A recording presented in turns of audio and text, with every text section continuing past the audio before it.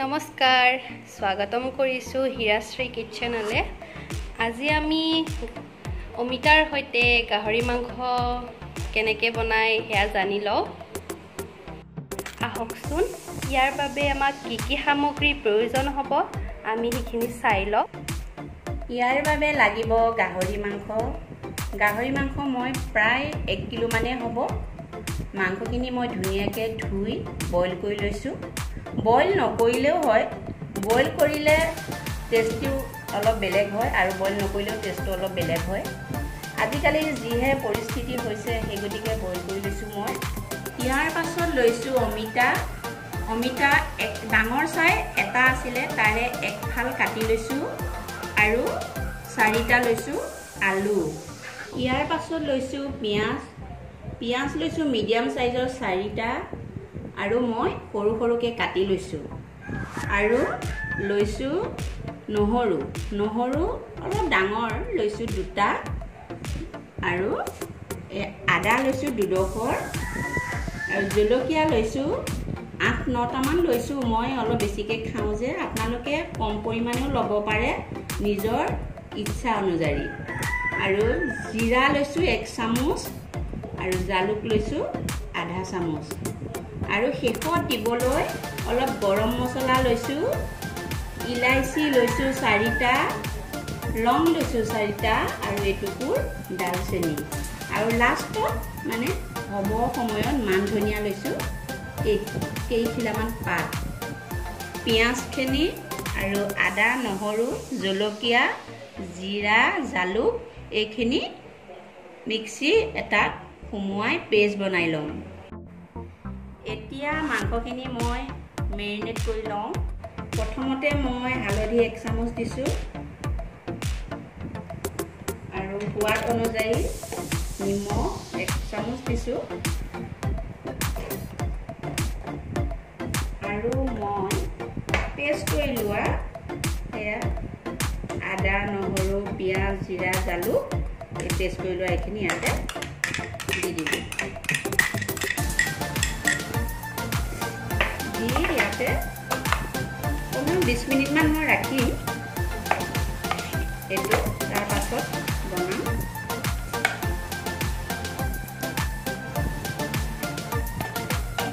প্ৰথমতে মই গেছটো অন কৰি কেৰাহীখন পাতি ল'লোঁ।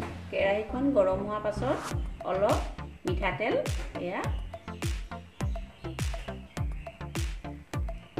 দি দিলোঁ।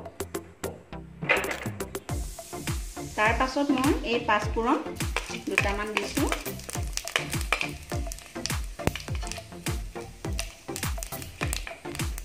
আৰু এই পিঁয়াজ এইখিনি কেঁচা শুকান জলকীয়া 2টা পিঁয়াজ তেজপাতখিনি ইয়াতে ভাজি লওঁ।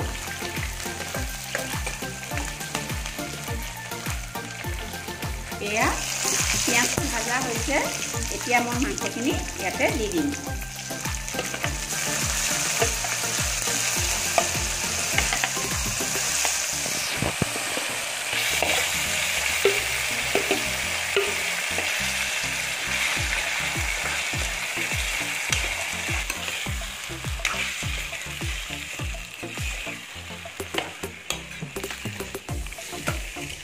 জুইটো হাই ফ্লেমত থাকি অলপ সময় মাংসটো লৰাই ভাজি ল'ব লাগিব। কমেও 10 মিনিট ভাজিব লাগিব। ইয়াতে মই কাশ্মীৰী জ্বালা গুড়ি ৰঙৰ কাৰণে অলপ দি দিওঁ।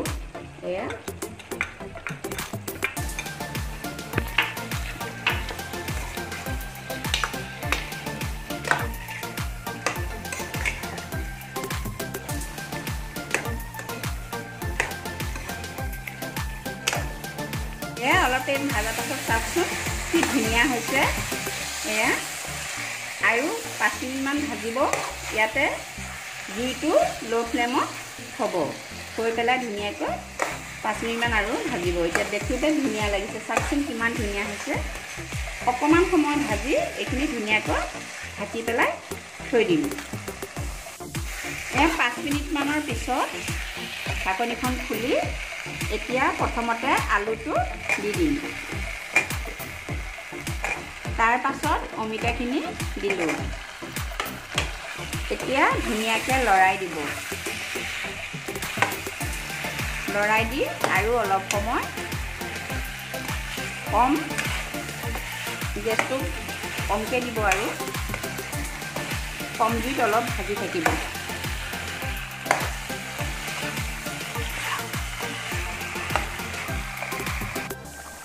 ইয়াতে মাংসখিনি মই ভাজা হোৱাৰ পাছত 2 গিলাচ গৰম পানী দি দিলোঁ।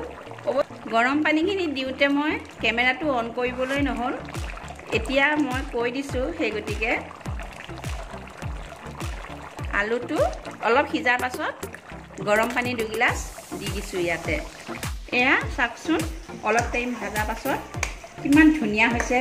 আলুটো পুৰা সিজি গৈছে, মাংস সিজি গৈছে, অমিতা এয়া সিজি গৈছে, আলু এয়া সিজি গৈছে। দেখিছে কিমান ধুনীয়া হৈছে গ্ৰেভিটো, কিমান মানে টেষ্টি হ'ব আৰু বহুত ভাল লাগিছে।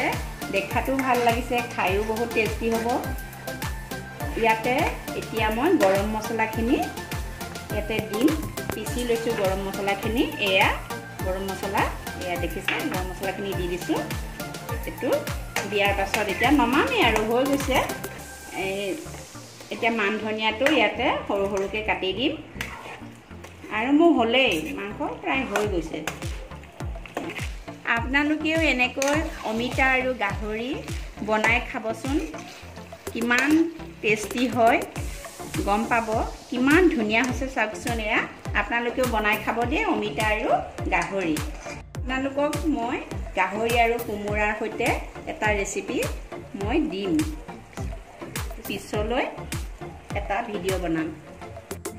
এয়া আমাৰ অমিতাৰ সৈতে গাহৰি মাংস হৈ গ'ল। এয়া গৰমে গৰমে ভাত বা ৰুটিৰ সৈতে পৰিৱেশন কৰিব পাৰিব। বহুত ভাল লাগে খাই, বহুত টেষ্টি হয়। এনেকৈ ট্ৰাই কৰি খাব পাৰে। ভিডিঅ'টো চাই ভাল পালে লাইক কৰিব, শ্বেয়াৰ কৰিব আৰু লগতে কমেণ্ট কৰি জনাব কেনেকুৱা হৈছে। আৰু লগতে মোৰ চেনেলটো ছাবস্ক্ৰাইব কৰি দিব আৰু কাষত থকা বেল আইকনটো টাচ কৰি দিব, যাতে আমি আগলৈ যি ৰেচিপি দিওঁ আপোনালোকলৈ পোনপ্ৰথমে যাব পাৰে। ধন্যবাদ।